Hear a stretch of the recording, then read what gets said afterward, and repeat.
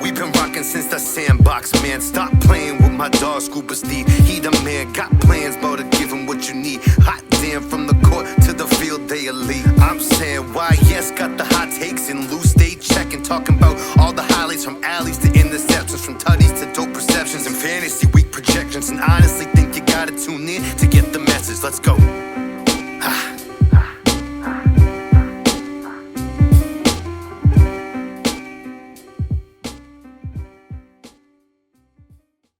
Since the Sandbox fan, it's been a little bit since we had a special guest, and today I'm here. I'm joined by my brother. I'm here with Luis Atiles.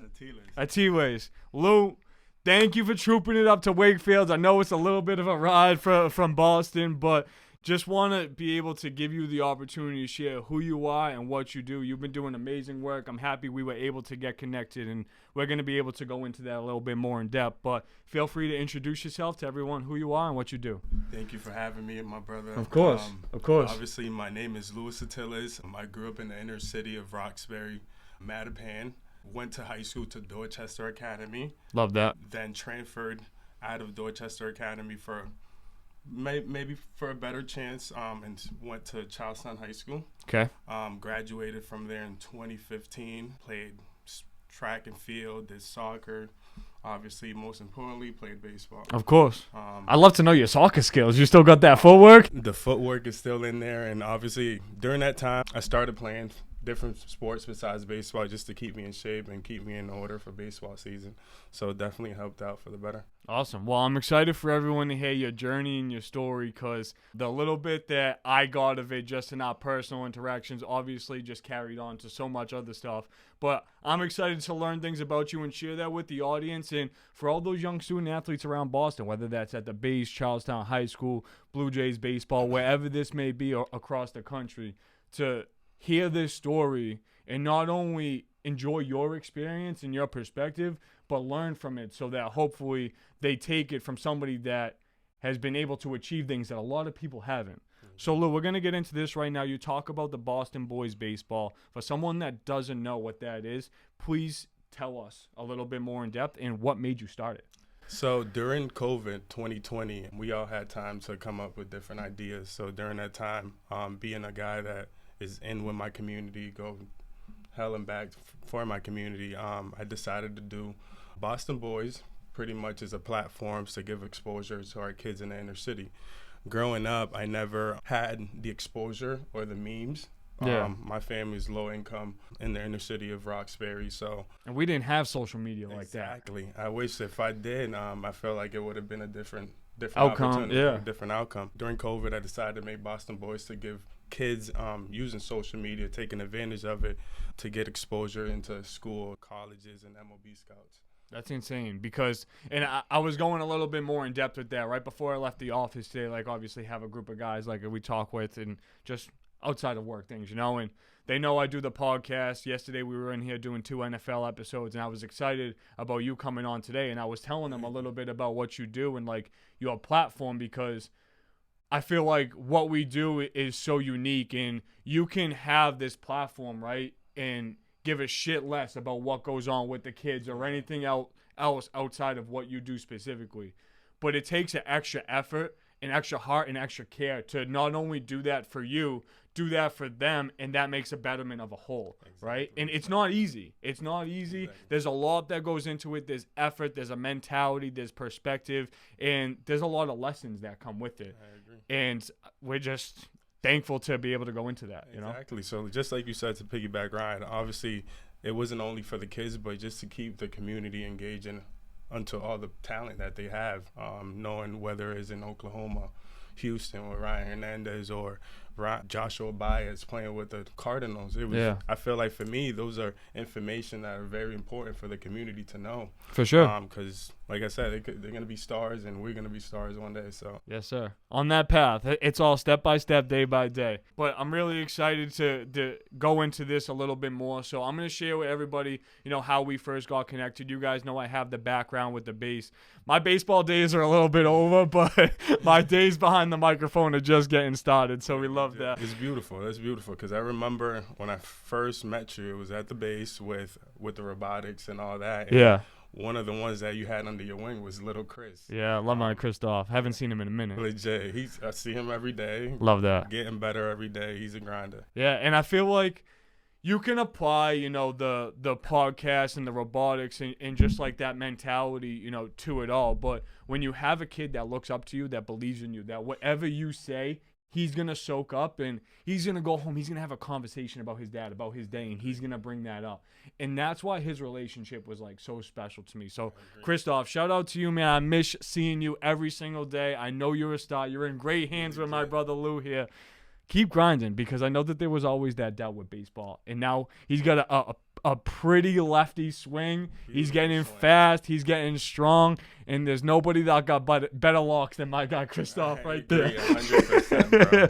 My guy Chris, he's going to be an amazing player and then obviously a great kid already. For sure. And, just to reflect a little bit more on the base before we go more into your story, I love that they were able, when I was a youth and like a teenager, to provide that opportunity for kids around the city to be able to compete against each other outside of the high school season. Because in East Boston, like if we were to just play against other East Boston kids, we would have never had anything else. So being able to have that exposure to other communities and neighborhoods around the city, and even outside of that, especially when we did like showcase and tournaments and stuff, made me see that there's a lot more work that needs to put into being a good ball player in East Boston, because that's just a small place. You know what I mean? Place. You got millions of players and student athletes trying to chase the same dream that you're trying to chase. For sure. And definitely the pressure of getting released, the pressure of being sent back. You're fighting for your spot every day. It's a job, so definitely. And that wasn't like a mentality I feel like I fully understood at like 14, 15 years old, until I saw the work ethic of like other kids around the city actually doing that, and it was like, oh, there's great players at English High. There's great players like Ed O'Brien that we've played against in high school, that those relationships didn't continue until you either train together, you play against each other, and you grow that respect. Because there's always moments on the baseball field, offensively and defensively, that really give you that respect and help earn that. But Lou, you currently are still at the base. Do you mind just sharing a little bit about what you still currently do there and how you first got introduced? How I first got introduced with the base was, at first it was called the Boston Astros. Yep. Coming from Dominican Republic, I started with the Boston Astros. I played with Stars of the Futures. That's how you know he's an OG, by the way. I played with Boston Broncos. So seeing all of those different type of cultures definitely made me feel like I was at home.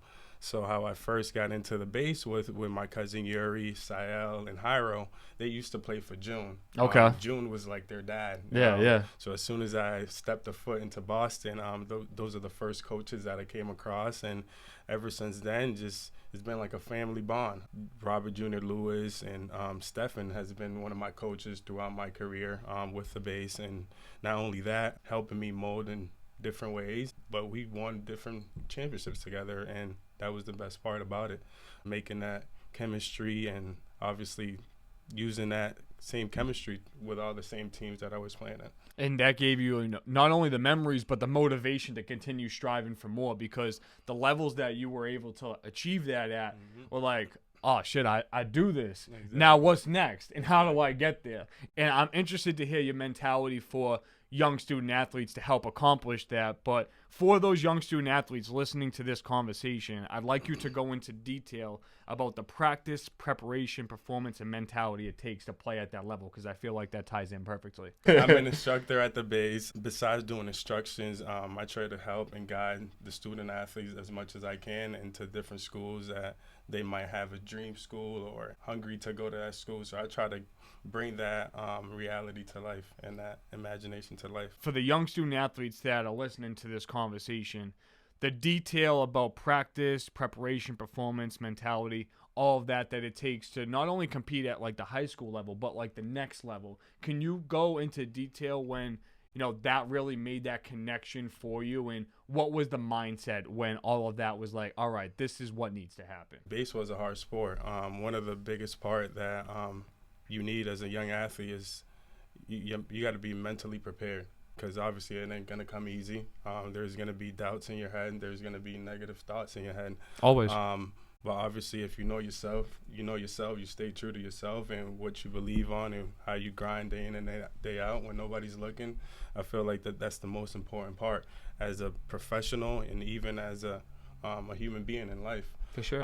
So when it comes to professional baseball and even collegiate baseball, one of the toughest part that I had to encounter was getting used to waking up early. Obviously, I was never a person that wanted to get up early, especially for school or any of that, but it made me hungry.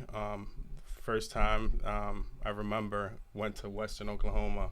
Wanderson was my roommate, Wanderson Pinales, and first thing, August 11th, I believe, we get to campus, and he and I got from the airport like at 11. Went to sleep. We had to wake up at 4:30 in the morning. Sheesh. All right, first day off the boat. Next thing you know, both of our phones died. Oh, man. No alarms. No alarms. No alarms went off. So the first encounter that I had to deal with the coaches was explaining that to them. Why the heck we waking up late? And I remember Wanderson and I just woke up, looked at our phones. I'm like, oh, grabbed our clothes, grabbed our bag, and met in the gym. And I remember ever since that day, because right after that, we had to clean walls for one period. Yeah. Due to the coaches. Damn. Damn. So during that time was when it really hit me.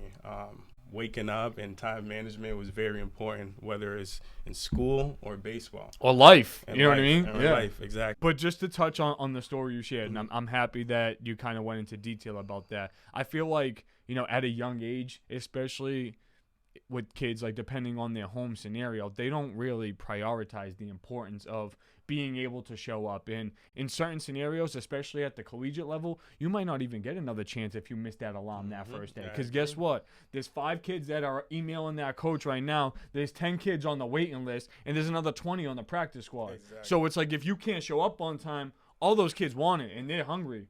And if you can't do that by simply just waking up and getting there, and in your instance, obviously you had like something that was a huge damper to that being effective, but you learned from that, and I bet you ain't gonna wake up late. You're gonna make sure that phone ain't dead. So exactly. Ever since that situation happened, that's been on the back of my head. Something that keeps me hungry, and knowing the outcome of that and feeling that I didn't want that to happen again. So ever since then, I probably never got to practice late or never been in a situation where I wasn't handling my time wisely. So for a student athlete that would show up late to your practice at the base, now obviously there's different family scenarios, and you might know that somebody stays at school till like 4 if you have a 3:30 practice or whatever it may be. Mm-hmm. If you know that that's consistent and there's not like a school excuse or like a homework excuse, it's something like that, what is like a conversation that you would have with that student athlete? And obviously I know it depends on the age, because you want to be appropriate. You don't want to come to an 11-year-old and say, hey, you're not showing up on time for like a 3:30 practice, because he's still at the age of trying to figure out if that's what he wants to do in life. But maybe for somebody that's 15, 16, a sophomore in high school going into their most important year, the off-season is just as important. So not only is it crucial to show up to practice on time, be a leader to your teammates, and work throughout the year, but what is that being able to hold yourself to that accountability kind of like, and what would your message be? With my athletes at the base and student athletes, I try to treat them like my little brothers, and obviously have them seeing me as a big brother. Obviously, I feel like coach is a big word, and it is. I feel like I'm not a coach yet. I feel like that's an earned title, not a given title. Yeah, so during that time, I try to be as blunt as possible with them. Obviously, if you're coming late into practice at the base, yeah, it may be okay at the moment. I might let you practice after I yell at you for a little bit, Coach Lou. Yeah. But at the same time, I got to be real with you that if you do that in school or in pro ball, you might not have a job anymore. Yeah. And that's the sense, and trying to inbraid that into their heads a little bit. Absolutely. And I feel like for some people that can come across as, oh, why is this dude like doing this? I'm just coming to practice. Like, it's not my fault. I was a little late. But in your instance where you lived it, it's a lot different, because it's like, you know the importance of that. And you're trying to instill that properly without trying to sit there and be a parent. But I feel like there's a lot of lessons that you learn from a coach that still hold true to my heart today, and I'm sure still apply to you in every day, whether that's something that you do in between the bases, or that's something that was just a mental lesson, I feel like those are just as valuable. As much as possible, I try to encourage them the right way. That's the word that I was looking for. Yeah. And pushing them in the right directions, because obviously I've been through it. I haven't been through it all, but I'm pretty sure some of those roads of whether it's baseball related or off the field related, and I'm pretty sure I could definitely relate a little bit in a way. Yeah, and help them kind of get that maybe lesson or just experience at an earlier age so they can apply that perspective and use that as part of a training tool or a learning lesson or whatever and so on. Absolutely. So you talked about being, a pro baseball player, and for somebody that might be either striving for that or dreamed of doing that one day and they no longer can be able to attain that, we talked a little bit about the grind that goes into it and what was going on with your off season. So I just want you to share the absolute mental focus that it's going to have to take to do that, and just maybe I don't want to say pros and cons, because people will look at that differently and value that differently, but what is it like just being a pro baseball player, and what is that process? Obviously, it's something that we all dreamed of, becoming a professional baseball player. But along those lines, there's definitely has to be a lot of mental toughness, your determination, your perseverance, and just being on top of everything you do on a daily. It's also important to know you play positions, you've been in hitting scenarios. And we're not going to sit here and recognize that we didn't see all your crazy clips all summer playing some of that ball. So it always makes me think of some of my best experiences. And I wish I had some of that tape to go back on. It's yo, I really did that. And it's yo, that work that I put in when I wake up at 6 a.m., that Hershey bar I didn't eat because I wanted to have a salad or some rice and beans or whatever it may be. That's the small differences that you don't think that happen every day. But in the course of, when you apply that every day in the course of a month, and then 3 months, and then 6 months, it definitely adds up. So I just want you to share, some of that, and then the positions you played, and maybe some of the sacrifices that had to go into that. Along my journey, playing with the Dirty Birds and the New York Grays, I played different positions. Obviously, I trained to becoming a shortstop, but along the lines, some coaches are gonna need different expectations and different positions for you to play. So I'm always one of those guys that whatever they need at the moment or whatever it takes to help the team win, I'm that guy. Good. So playing third, whether it's second, or I haven't played the outfield yet, but definitely best believe if they're knocking at the door needing the outfield. You gonna catch a pop fly, dog. I'm gonna catch a pop fly. So definitely, it's been a grind in the professional world. It's always a grind. It's always a grind. It's always a grind, and like I was saying earlier, the mental toughness has been a biggest part of my career. From being released from the Dirty Birds and then starting to play with the New York Grays, it was a culture change. Definitely I was in doubt of myself, but it was one of those moments where I let the thoughts of being able to have that self-doubt and that questioning of that being applied to you really take over. And I feel like we just had that conversation a little bit more about the podcast prior to, because we've been doing this for a long time, but to be able to take those next steps, to be able to establish what is the future like, not just what the moment is, not just what the podcast is today, but there's an outline for the next 4 months of what it's looking like. And sometimes there's things that pop up in between that you either cater your business to or you don't. But all of those decisions reflect back on your business, not only what it is, but who you are and who does it. So I feel like all of that is extremely important. And I feel like no matter the industry, whether it's professional or whatever the case may be, that always applies. You talked a lot about your pro experiences. Before that, at a high school level, some of those teams that you play with, and even going up to collegiate, what were some of those moments that made you think yo, I can really do this? So one of my first coming to realizations was my first game that I played at Fenway Park. It was for the high school All-Star game, Boston Public School. Is that the BSA game? Exactly. Okay. So being able to be on that field and where famous professional baseball players, Hall of Famers, has been, it was an honor, and definitely that was fuel to my fire for sure, where I used that motivation and that taste of playing at Fenway Park leading into big things. And, like, I cherish those all the time. I'm like, obviously on the Sandbox Instagram, like, we're posting new stuff all the time for people to stay in touch. We got the toy drive. We got the episodes. We got so much going on with the kids over at Paris Street, too. But on like, my personal gram, like, I don't use that as much. But the last pictures I literally posted were, like, over at Fenway Park. Shout out to Alicia, always taking the best pictures out there. She's got 2 great softball girls over at the base, and they're going to go places. They're nasty. Yeah. They're nasty. Shout out to Gwen and Grizz. I miss you girls. But also, like, those moments for me, like, in high school, like, I still have some of, like, my game balls from high school. And some of those might not be big accomplishments to some people, but this was also, like, a scenario where I wasn't a pitcher before my senior year. My senior year, I go 5-1. I throw a 2.3 ERA, throwing a knuckleball. Nobody would assume that. You know what I mean? And I didn't play any college baseball. I did, like, tournaments. I did softball, and all of that was fun. But I knew, like, my approach wasn't to make it to the league. You know what I mean? It was to enjoy those moments and not only prove that I can have fun and be great, but I can do that and be thankful that that's what it was. And just wash my hands and still think back and appreciate those moments, you know? Yeah, and I remember during those times, I was playing every position in high school. I was pitching, I was catching. You miss pitching? Honestly, in reality, I wish I was probably a pitcher. Yeah?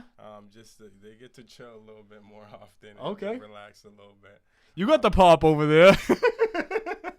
Definitely it was one of those journeys that whatever it took, and even to this day, whatever it took to get the team going, that's what it took. That's what it took. Yeah. And I feel like that was always different too, because your teammates view you differently, right? And I feel like your view to your teammates, your view to your coaches is important, but who you are to them, not only the great moments, but in the tough moments, defines character. And character is a huge part about growing. It's a huge part about leadership, and I feel like a huge part about success. If you have a shit leader, it's going to be really hard to be successful following in the footsteps or the place of somebody that you feel like isn't doing that effectively, efficiently, or the best interest of the team or you personally. Because when you consider that team mentality and approach, you can't just think I, me. It's, okay, if I make this move, how is the second baseman going to react, right? Exactly. If I put this bunt down and this dude's stealing that first or second base, what scenario is this putting our team in? And I feel like you can use baseball to apply that to so many different ways through life, and I feel like that's a great thing about understanding sports and now being able to just sit here and talk about them. Yeah, I agree. But, Luta, just continue some of the conversation. I know you're into the off season now. You're doing a little bit more of like the step back to coaching perspective. But when you start ramping up your off season and it gets close to, that March, that April time, and shit, this season's a couple months away, a couple weeks away. Like, I'm out of here soon. What is the first type of thing that you do, the drills, the preparation to get back into the lab to get you to that game experience level? So believe it or not, season may start in April and May, but even though I'm coaching right now and helping doing instructions and lessons like that, honestly, I wait past 8 o'clock at night and get back into the base with wow. the team that I got. Obviously, it starts now. You know what I mean? All the stuff that I need to work on that I lacked on during season, it's the time to perfect it now and then be ready for the upcoming season. But grind don't stop. Grind don't stop. Lou never stops. And that's something that fuels me. Like we was talking about earlier, I got released. I went to a different team, but I let that fuel me for the better. Obviously, it may be a lot of people that may crumble down, but I use that to fuel my fire and want it even more. Now, obviously, being released isn't something that's easy, right? Because you sit there, you bust your ass, and, like, depending on what the team needs are and exactly. things like that, it might not really reflect on who you were as a player, but what the team is looking for, exactly. right? And I feel like there's so many questions that I would go and I would ask myself, or I would think back, and I would be like, what could I have done differently? And then you start comparing yourself to other teammates and things like that. And not to get in a bad teammate perspective, but it's like, I feel like I'm a more effective hitter than this guy. Or I feel like even though I'm not an outfielder, I'm faster, or I can still make this type of a play. So when that release really happens, I know that you talked about some of the questions and the doubt, but was there any thought that baseball was done, or was it just, oh shit, it's time to like not only work but work differently, train differently, be a different player to continue to do this? 100%. As soon as I got that information, it just another switch just turned in my brain where I can't be stopped. You know what I mean? There's always going to be a lot of closed doors. It's whether for you to open up the other one and do what you got to do. So during that time when it happened and I got that information, I was able to come back, recollect, ask for advice from Dwight Smith Jr., Okay. Diego Gories, and obviously they're still playing until this day. And Yeah. just watching them do what they do, and even with all the adversity they had to deal with, fuel me as well. Just looking up to them and seeing them. I love about that. Their business. I love that, and thank you for sharing. So this, I feel like we've asked like a lot of like questions that reflect to like your journey. This one I kind of want to talk like a little bit more about baseball, and I feel like this is an opinionated, subjective question. But I'm interested to hear your thought as somebody that has seen so many different players. One, but two has experienced it as well. Do you feel like it's harder to become a great fielder or a great hitter? I feel like it's hard to play baseball in general. Yeah, absolutely. But definitely, if I had to pick one, it would be harder to field. Okay. Just because of the different conditions of fields, different ways on a backhand forward or right at you that it could be handled. When it comes to hitting, it's like hitting a piñata. Yeah. That's not moving. And sometimes it is moving if it's a curveball. So when it comes to that, with the hitting is pretty hard in my opinion. And you got a 95-plus fastball, rising fastball coming at you. You don't even know sometimes how to react. But in my perspective, definitely I feel fielding is a little easier. And I was interested because I didn't know what direction you were gonna go. Back in my prime, like I felt like I was a pretty good hitter, and I would agree that it is really hard to field. And then I got up and played in the base alumni game against Sam Steves, and this dude's blowing smoke by me, man. So shout out to Sam. But I will say every time I've been on Fenway, I'd never struck out, and that was always a goal of mine. Obviously, the goal was to get on base. I'm not going there to hit home runs as somebody that swings a bat maybe 5 to 10 times a year. But to be able to play that game with people that I don't see as often anymore. I mean, we used to see each other every single day. And now that's not the case. That's the way that life goes. But how you interacted in those relationships at that point in time determine on how those relationships go now. And we wouldn't be here today if that wasn't a positive interaction. I agree 100%. So I feel like a lot of that, really, really plays into that. But with baseball, a statistic that I feel like is so, I don't want to say irrelevant, but I feel like people don't consider it as much because it's such a norm, right? Hitting 300 is failing 7 out of 10 times. And that's an above average for most people.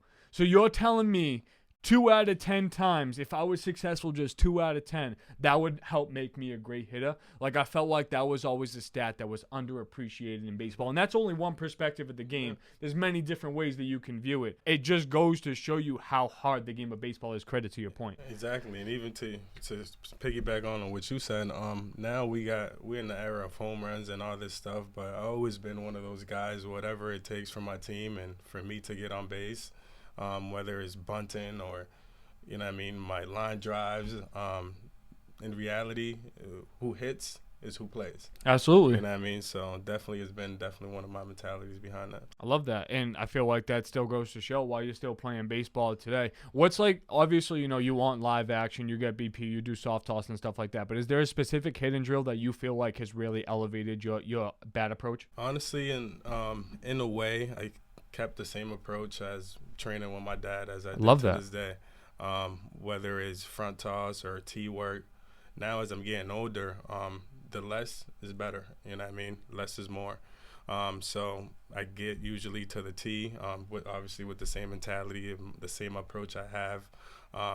Probably 30 to 20 swings off the tee before a game. Yep. And front toss the same way, just having that feeling and that feel before the game is definitely important to me. I couldn't agree more, and I feel like it's because it's the rhythm, it's the motion, right? Like when you start feeling that, and like when you hit a ball, we all know the feeling when something's real smooth, Exactly. and we know the feeling when, oh shit, that's foul, oh shit, like that wasn't a good piece, or I could have done better if my angle was a little bit differently. I feel like that's always like the different things that you have to consider as a hitter. But what makes you choose to coach and drop knowledge with a lot of the younger generation? Because in your off time, you could still stop by the base and work out without coaching there, but you choose to do that and you do it effectively. Why do you make that choice? The boys in our city, in our inner city, are a representation of all of us that played baseball from Boston. I fill their shoes. You feel like how they kind of came up Yeah, and the things that they've experienced. Exactly. I relate to them a lot because that was me during that time. During that moment, I remember not having somebody to drop knowledge on me, whether they played for the Cubs or Diamondback or whatever it was. I feel like it's very important for those that played high level to come back into their communities and share that knowledge that it was priceless for them. Being able to like do the whole coaching thing, I was coaching at East Boston High, and luckily in that time we were able to pull a city championship. I wasn't able to attain that as a player. We went extra innings versus BLA, 14 innings. Me and my guy Kev Sinatra split the game. Lost 2-1 on a error pop fly, and we had opportunities to win, and that's the game of baseball. You know what I mean? Sometimes you just fall short, even if you were the better team. But I feel like it was more rewarding for me to come back as a coach and kind of do that, because it meant that what I was relaying to my students at the time, but my players, was effective in that they were retaining that. And if they were doing that on the field, I felt like that also applied mentally. And it's not easy to be able to see the game of baseball, share the passion that you have with it, and try and bring a group of 13 to 18-year-olds together and have that same approach and mentality. Now, we had a lot of great players. Shout out to Joel, Lewis, Janison, all those guys playing ball still right now. With all of them having different backgrounds, especially with a lot of the way Eastie has been shaped for years past, that wasn't an easy merge. I feel like a lot of that came from the work we were able to put into the base, the respect that they had for the game that I played. And like I said, that wasn't as somebody that played college ball or pro ball, but somebody that was respected around the city and showed that work over at the base. So coaching gave me a fulfillment that I never thought I would be able to have. And I feel like leaving the base in East Boston High School, that has been, along with the relationship that I've had throughout with all of that, that has really been the hardest part, because that would be something that I never gave up on. And for like my guys that are seniors or my guys that had me as their first year last year, I might be their favorite coach of their life, or I might be their least favorite coach of their life. But there was a reason for all of that. I don't care if you didn't like me if I was asking you to run harder or to run at all or to actually try when you stretch, because I feel like if you're already half-assing that, half the ship is already written out for you. You know what I mean? I can't ask you for that. You're supposed to compete with your teammates on the practice field to make you better, not to sit here and rub it in each other's faces. Exactly. And I felt like that was something that Eastie was missing, because we were born and brought up with that mentality, and it reflected on our field. And like I said, it doesn't always result in championships, but being able to do that in East Boston specifically meant the world to me. So even to this day, I feel like coaching is helping me become a better player. Just learning from them and seeing what they're doing wrong to correct on myself till this day. So definitely with baseball, it's a learning process. Still, you're never perfect. You're never too ready. And I feel like I seen the game differently as a coach. Like as a player, you approach, like you go up at bat, it's like, all right, like you're going to sit here and you're either waiting for that fastball to come through if you're someone that likes to, attack early, or if you're in a scenario on the base, it's like, all right, this is my job. There's an out. We either have to advance or score here. How do we make that happen? Exactly. And having that mentality and approach isn't something that is just easily developed. Like that's something, and especially in baseball, I feel like you don't watch film and there's no mental like advice unless you hear it from somebody. So when I took my kids to the base and they talk to you, they talk to Sam, they talk to Cal, they talk to you over in the cages, it's like, oh shit, like these guys did it. You know what I mean? And sometimes it's hard for them to take that from a coach, because they're like, oh, this dude don't know what he's talking about. And then we come and we lose a game and we go and practice the reason why we lost. And it's like, oh shit, if I actually tried this harder, if I practiced that double play in that hand motion like a little bit more smooth, or I worked on my leads and getting a jump when I know that foot's going up and he's going right to the plate. Those milliseconds at baseball are the difference. It's so important having that intention behind everything you do in baseball, because it could bite you right in the behind. Yeah. You know what I mean? In the ninth inning where you least expect it. So definitely encourage those to take advantage, and everything you do in life, just make sure you do it with intentions, good intentions behind it. Absolutely. So, Lou, we're getting towards the back end of, the conversation here. So I hope you're having a really good time. And once again, really appreciate you, going into that because, people get behind a microphone and a camera and they're like, oh, shit. But still being able to share that truth, that knowledge, that perspective, that experience is the reason why I love doing a podcast is because I can come on here and I can have 1,000 people listen. I can come on here and I can have 10 people listen, but that has been a constant retainment from the audience. And like I said, if we had consistent days, consistent months, or whatever it was throughout the day, the year, if I knew that wasn't being heard or, understood, I wouldn't still be here because I would be wasting my time. You're the man, dude. But thank you, brother. I love your energy. I love it behind you. Of course. And I think it's so important to be able to follow your passion, right? I'm going to share you my story on why I kind of got this started. Going to and from Salem State every day, I commuted because I couldn't afford to sit here and have the 4-year experience of just living there and have mommy and daddy pay for that for me. That wasn't the lifestyle that was given to me. And I understood that. So with that being the case, I'm commuting to Salem State. I'm working after class at 3 o'clock to 8:30. At 8:30, I'm going home. I'm showering. I'm eating something with my nana upstairs real quick. And I'm getting the homework. And when I'm doing homework, obviously, you want to have a little bit of personal pleasure, right? You don't want to be all work and no play. That's not fun. So I'm going home. I'm putting on ESPN, SportsCenter, NFL, whatever it may be. And every single time I'm growing up, people are always like, make sure you do what you love. And I never really understood that. My uncles, they used to do a funeral home. We had a Pino funeral home in East Boston. We used to own a glass shop. And I feel like that entrepreneurship that they had kind of instilled in me a little bit. And doing something like a podcast 4 years ago, people really wouldn't have understood. But now, it's so mainstream. It's if you're just getting on now, you can get on whenever, but being able to have that 4 years of experience instead of sitting there, I'm like, oh shit, I don't know if I want to share this, or I'm scared to post myself on social media like that. I was like, I'm over that.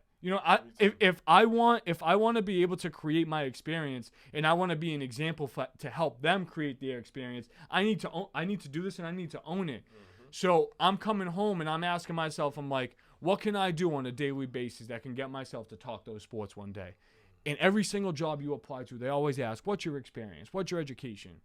I was pursuing my education, but instead of applying to a job that was going to give me that experience, I decided to create my experience. Exactly. And that's what we're doing here. That's what we're doing. The reason behind Boston Boys and all these platforms is the same mentality that you're having to just keep our community uptight and keeping it going. Absolutely. And I feel like it's important to be able to be those outliers that are different. It's so easy to just go and get a job, go through my 9 to 5, come home, There's no way God put us on this earth just to do that. There's no way. And I'm not afraid to sit here and say that I'm going to shoot for the stars with whatever this case may be. And if it doesn't work out, when I'm 40, I ain't going to sit here and regret that. When I'm 50, I ain't going to look back, and I'm not going to sit here and say, I wish I made that choice differently. And I agree. That's been my motto since while playing baseball. Obviously, I've heard you're too old and you too this, you too that, but in a way, who are you to tell me that? Exactly. You know what I mean? I feel great. I feel good. I'm going to keep knocking on those doors until it finally opens, just like you're doing it as well. Absolutely. And blessed to wake up every day and be able to do that because there's a lot of people that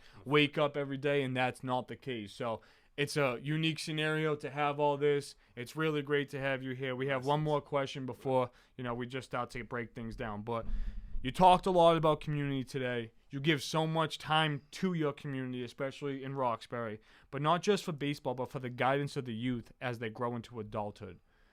You talked a lot about on why you choose to do that. Why is it so important? I mean, definitely it's very important to me just because I was in their shoes, obviously, like I said, just teaching them to being great role models in the community. You don't have to be a rapper. You don't have to be a baseball player, but just being a great role model to your peers and your teammates are always going to have connections in your area for sure. For sure. And the one last thing I want to ask you to share, Lou, you told me a little bit about that GoFundMe story. And you sent it in an audio message, and I heard it at the moment, but I kind of want to retain that a little bit more. So if you're comfortable, I would love for you to share how that kind of started everything for you. So during that GoFundMe, I remember it was probably like my senior year of college. What was that GoFundMe about? It was to help me raise money to be able to participate in a tournament in Florida. Obviously, I come from a low-income family, and with all the time that I have putting in the work, with the little bit of time that I was still working on the side, it still wasn't enough. So I remember it takes a village to raise his child. So my community definitely during that time, when I posted that GoFundMe, backed me up and helped me so much. So I appreciate each and every one of those people that put their support and their trust into my abilities and my dreams of becoming a professional baseball player. And to this day, hopefully, God willing, I haven't proved you wrong, and staying determined to continue to do what I love. That's awesome. So during that time, it was more than 30 people donated money to help me achieve that goal.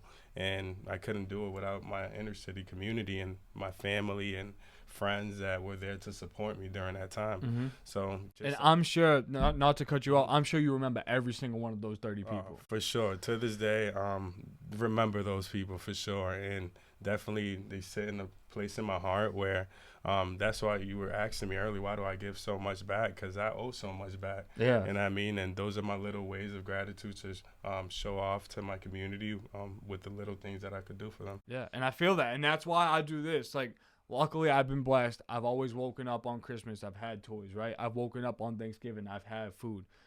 But I also know the East Boston community and how it was always a route for people internationally to just kind of be their landing point for them coming over. Obviously, New York has been that point. East Boston was back in the day, and that's how my grandparents came here.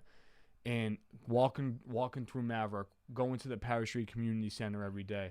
You know, obviously kids have their school uniforms and stuff like that, but seeing kids wear like the same things, knowing that might be all they have, or seeing the line of people that are sitting outside the East Boston Community Soup Kitchen every day that are just looking to be fed that one time a day. Mm-hmm.